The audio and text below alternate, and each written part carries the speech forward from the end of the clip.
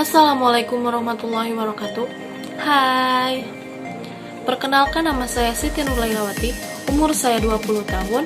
Saya kuliah di STI Al-Mursyada di Garut, Prodi Hukum Ekonomi Syariah.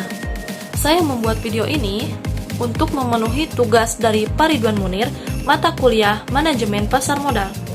Nah, kepada teman-teman, mari kita lihat PPT yang dibuat dari saya, yaitu tentang analisis pasar.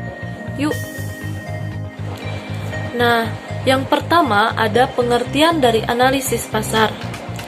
Analisis adalah suatu kejadian untuk mencermati dan mengamati secara terperinci suatu objek dengan cara menguraikan unsur-unsur pembentukannya atau penyusunannya untuk dikaji lebih lanjut.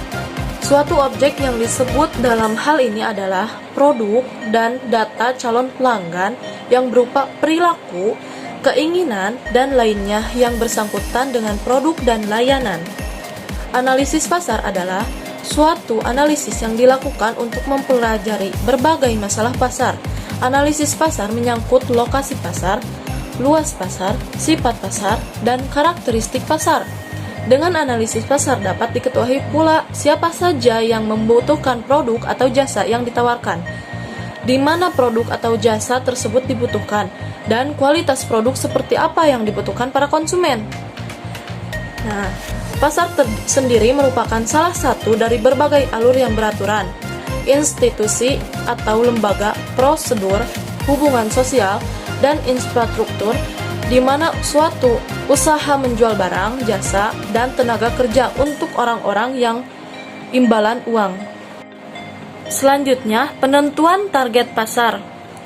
Ini sangat penting karena perusahaan tidak dapat melayani seluruh konsumen atau pembeli yang ada di pasar. Pembeli yang ada terlalu banyak dengan kebutuhan dan keinginan yang beragam atau bervariasi, sehingga perusahaan harus mengidentifikasi bagian pasar mana yang akan dilayaninya sebagai target pasar. Demikian, kesuksesan bisnis akan berpengaruh terhadap seberapa baik dan tepat analisis pasar yang dilakukan. Selanjutnya, segmentasi pasar. Membagi sebuah pasar ke dalam kelompok-kelompok pembeli dan khas berdasarkan kebutuhan, karakteristik, atau perilaku yang mungkin membutuhkan produk atau bauran pemasaran yang terpisah. Yang selanjutnya, di sini ada tingkatan segmentasi pasar. Nih, kalian bisa lihat ya. Yang pertama ada pemasaran massal, yang kedua ada pemasaran segmen, yang ketiga ada pemasaran relung, yang keempat ada pemasaran mikro, dan yang kelima ada pemasaran lokal, dan yang terakhir ada pemasaran individual. Dan yang selanjutnya ada ruang lingkup analisis pasar. Analisis pasar merupakan bagian penting dalam prosedur yang dijalankan oleh perusahaan. Dengan adanya analisis pasar, manajer pemasaran dapat mengidentifikasikan kebutuhan dan keinginan para konsumen atau para pembeli barang dan jasa. Selain itu, adanya analisis pasar akan memberikan kesempatan kepada perusahaan untuk memperkenalkan produk baru atau mengubah, memperbaiki, dan melengkapi produk yang lebih kuat. Yang pertama ada pengumpulan data dan fakta yang berhubungan dengan bidang pemasaran. Yang kedua ada penafsiran data dan fakta yang berhubungan dengan bidang pemasaran. Yang ketiga ada penyimpulan data dan fakta yang berhubungan dengan bidang pemasaran. Yang terakhir ada pengendalian dalam bidang pemasaran. Nah, di sini selanjutnya ada manfaat analisis pasar. Apa sih manfaat analisis pasar, Kak?